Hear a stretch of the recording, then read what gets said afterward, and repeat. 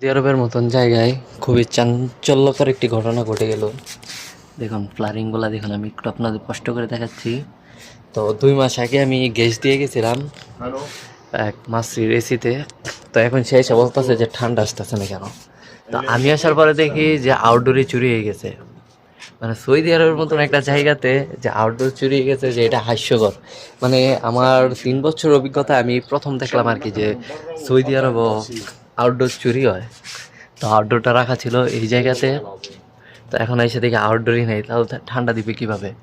তো এর আগে আমি বাংলাদেশে একটা ভিডিও দিয়েছিলাম, বাংলাদেশে যখন ছিলাম, যে আমার এক ফ্রেন্ডের আউটডোরের আপনার পিসিবি চুরি হয়ে গেছে। মানে চোরগুলো যে আপনার আউটডোরে শুধু পিসিবিটা নিয়ে গেছে চুরি করে। তো সেই পিসিবি দিয়ে কি করবো, সে যদি এটা বিক্রি করে 50 টাকা বিক্রি করতে পারবো না। কিন্তু এই পিসিবিটা মেলানোর জন্য আমি বাংলাদেশে বহু জায়গাতে ঘুরছি, অনেকে আমাকে ঠিকানা দিছে ঢাকাতে যাওয়ার জন্য। তো ঢাকাতে যাওয়ার পর আমি কিন্তু পিসিবিটা পাই নাই। মানে 20,000 টাকা বাজেট ছিল, কিন্তু আমি পিসিবি মিলাতে পারি নাই।